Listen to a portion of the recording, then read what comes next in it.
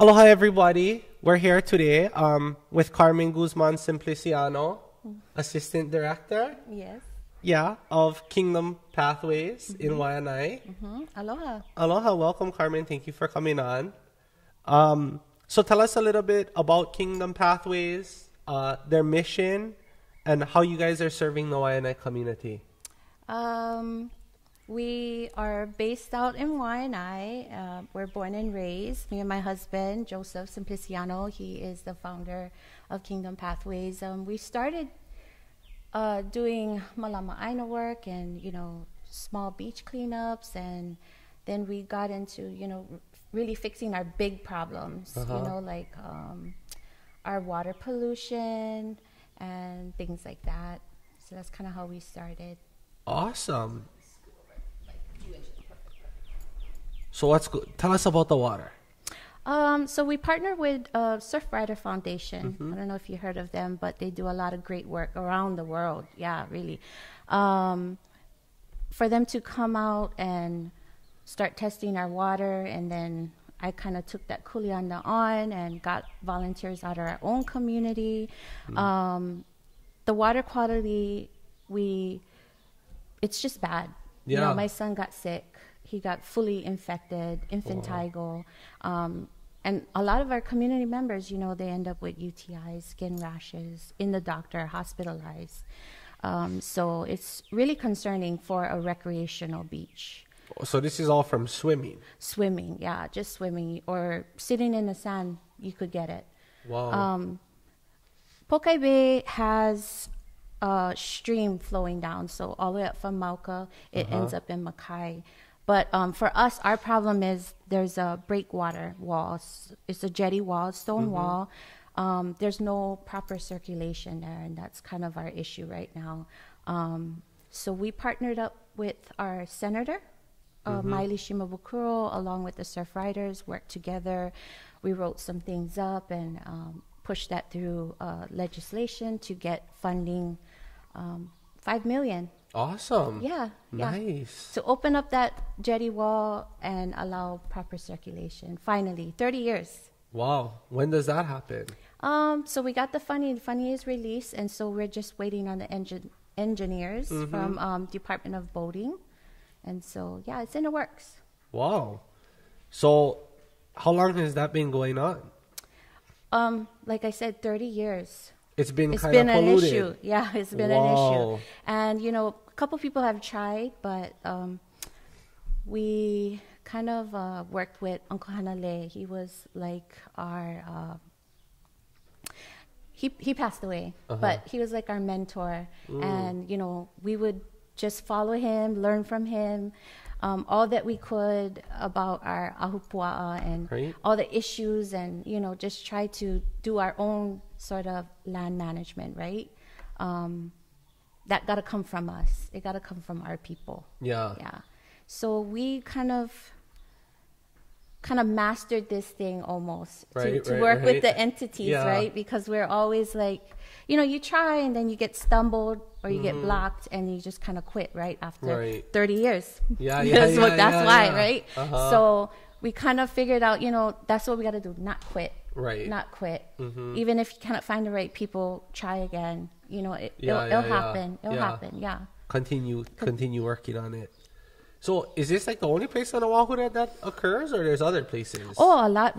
The surf rider tests about 20, 18 different places. A lot of like the harbors and stuff like that. Right. High traffic areas, Waikiki. Those kind of beaches get it too. Yeah. Not only ours. Yeah. Guess I won't be swimming next time. or check the result. Yeah. Where can you see the results? Blue Water Task Force. Oh, like a website. Yeah, it's like a website, and we post our bi-weekly results. Oh, nice. Yeah. Of all like 18 or 20 areas that are tested bi-weekly. Yeah, bi-weekly. Wow. So I guess we know when it's safe. Yeah. You can kind of gauge, You want to be in the low bacteria levels.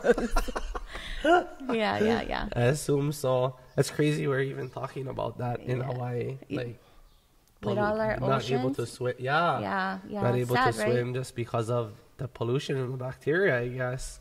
So what can you contract from it?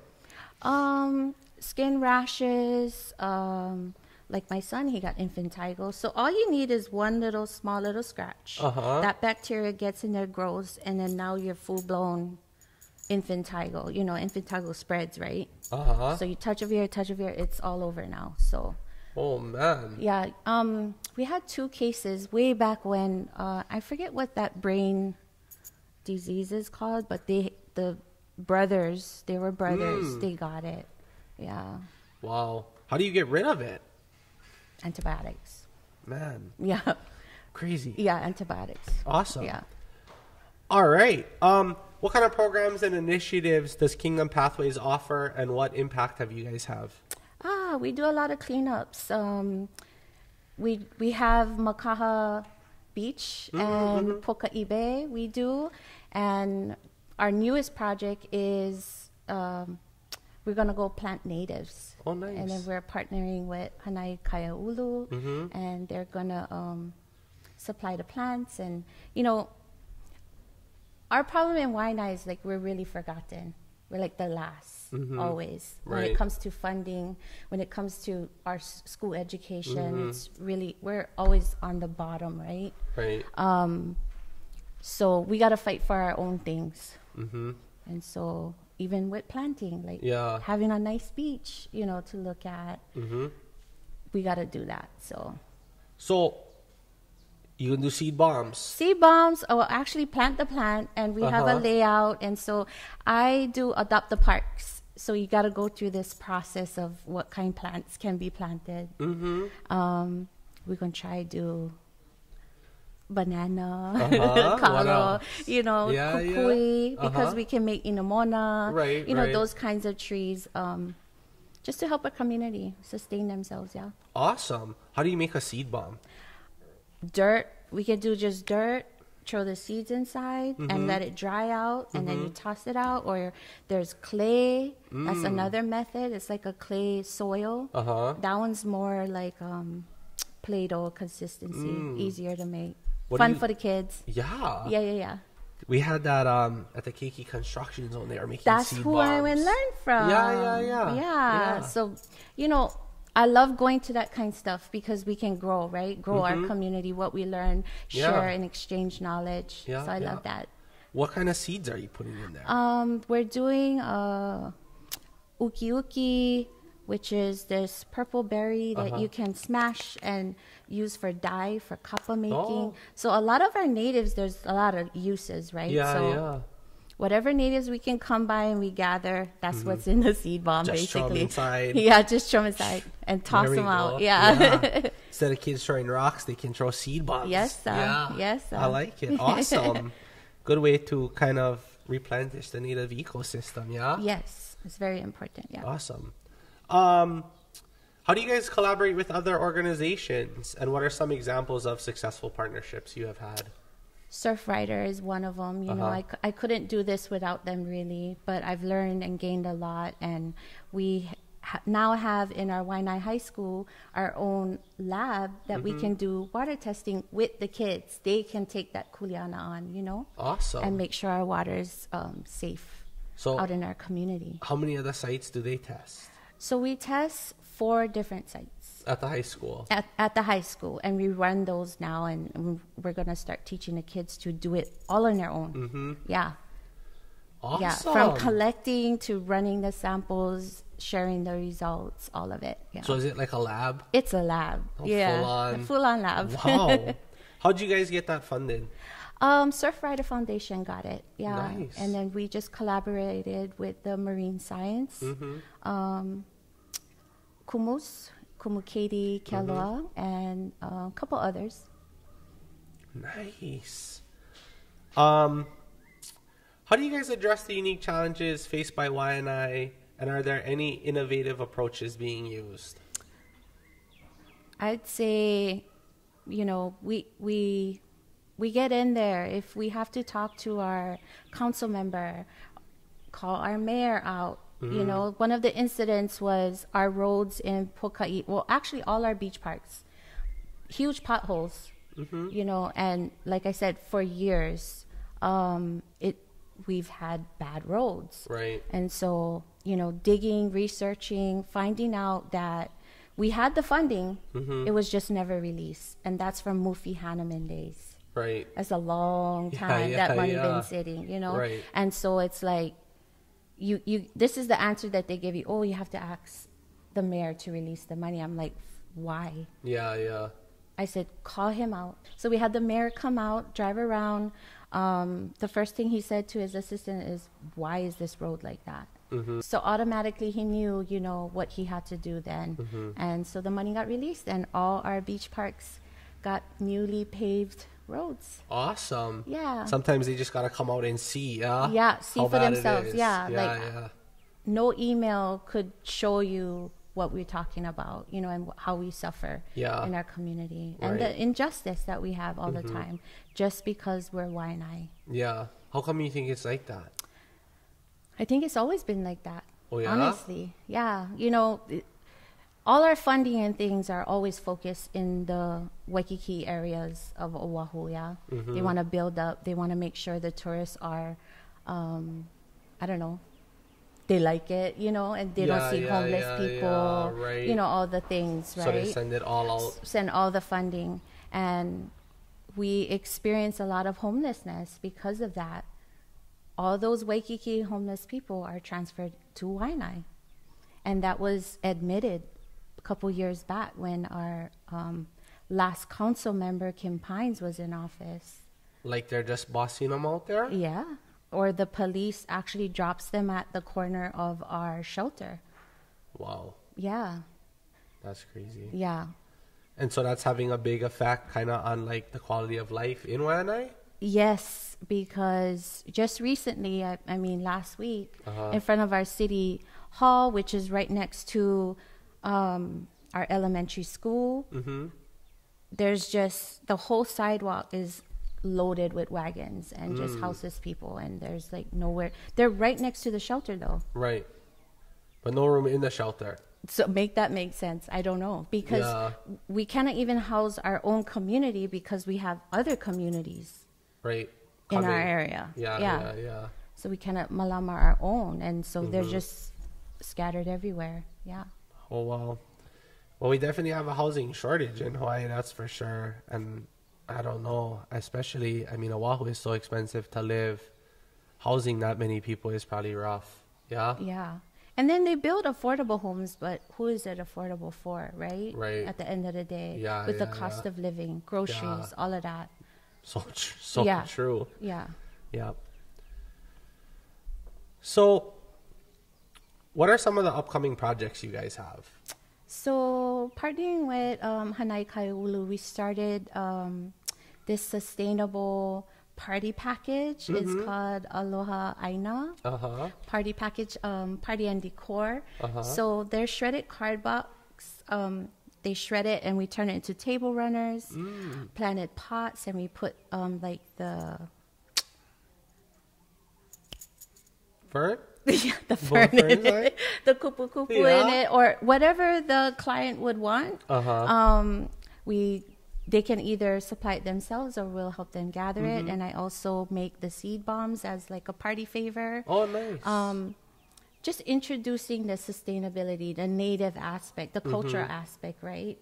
Yeah. How we can do better even in our parties, in our graduation parties, birthday parties, company parties. Awesome. Where do you find this stuff? So you can contact kanaikaiulu at gmail.com. Oh, nice. To inquire? To inquire. Awesome. Yeah. How long has that been going on? We just started it. Nice. Yeah, we did 2 parties and it was a success. Oh, so, awesome. Yeah. Congratulations. Thank you. Yeah. We got our first check. Wow. Yeah, and it's to fundraise so we can take the kids and explore other things, other indigenous people and whatnot. Yeah. So that's our future goal, Nice. Well, it sounds like out in Waianae, you guys have a lot of these groups who are all coming together to try to improve the area, not only with the native plants and planting stuff, but also with the programs in the schools and the opportunities you guys are presenting. So that's super awesome. Congratulations on all of that. Mahalo. How do you sustain your operations, and you have any upcoming fundraising events? So that party package is part of the fundraising, so they can contact us through that email. And you know, me and my husband, we're an ohana organization. So everything is out of pocket or by donations, right? But that's how much we love where we come from. We give back. Nice. Yeah. Super awesome. Well, it sounds like you guys are doing a lot of great things. You have a bright future, and your partnerships are flourishing. Yes. And giving a lot back to the community. The water situation, I'm definitely going to look on Surfrider before I go swim on Oahu again. Is it like all around the island, or it's like where? It's all around the island. They also test in Maui. They also test in a couple other islands. I'm not sure, but all around the island. Yeah. And so, it's like, alarming. Where's the worst area? I would say Waianae. We made that list. Oh yeah. Yeah, and we're 2 years in, and we're like the worst on the island. Wow. Yeah. So opening the jetty should help a lot, though, right? Or we're hoping. Yeah. And I worked with the high school students, and we did like orange. How do you say we MacGyvered it? So it's just an orange, right? And we like hot glued with the fishing line, hang the weight, right? Attach the Apple tag, so we could toss it out in the ocean, and we could track the current flow. Oh yeah, right. Yeah. And so each time we tossed it out, it went to the same spot. You know, from different locations, right? Yeah. So we're tracking the tide. How does it really flow? And with that information, we're going to provide it to the engineers, and hopefully they listen. The Apple tag didn't drown? No, because the orange is buoyant, right? So it'll just float on the surface. Oh, yeah? And so whatever current's pushing it, it'll just float. Yeah. Oh, wow. Yeah. Where do they end up? Almost in the middle of the jetty, really. Yeah. And then when we had high tides or king tides, you would see the waves pounding, and it kind of like broke that part open. Right. So it really matched our data. Yeah, that should be the spot, the sweet spot where you would put that opening. Awesome. Have you guys done any studies on like the impact it's having on like the marine life? Yes, because we partner with another one we partner with is Kuleana Corals, and so they did their graphing and whatnot. Right. Before used to have coral, right, and it was an old boat harbor. Pōka Bay was an old boat harbor. Right. And when we had Hurricane Iniki, that just wiped it all out, and so they moved it a little to the left, and that's now our Waianae small boat harbor. So all that remnants, right, the concrete, the sediment, all of that's there, and it damaged the coral. And so we asked Kuleana Corals, like, would you come plant a little spot and see how it flourishes for us there. Yeah. So we did that. They come and they plant, they like restore the coral? So you take a little fragment of the coral. Of course, they always have to gather it from the area, right? Right. So you take it, you glue it, and you put it on this little triangular housing that has pukas, which also acts like a food. I'm sorry, not a food, but a fish hale, right? Yeah, so they can go over there and hide and reproduce. So it helps many things, right? And our reefs saves us from tsunamis. You name it. So it's really important. That's where half of our food come from. If you like limu, that's where it comes from. But Waianae has a limited amount of resources, and my ohana's from Moloka'i, so like I see the difference. We could just go and hamo some opihi, get PPE. Waianae no more. It's very scarce. Yeah. So we got to build up that resources. So I'm all over the place. If you like your hunter's license, ask Auntie. I'll go make one class. Oh, and nice. I do, and I host the hunter's ed. And that's part of like why we call ourselves Kingdom Pathways. Our kingdom still exists. Yeah. The state is here. Right. But we gotta, how we create those pathways to still feel our culture, in the state system, right? Yeah. I know a lot of people have reluctancy to work with the state, but if we don't do it, then how is it going to get done?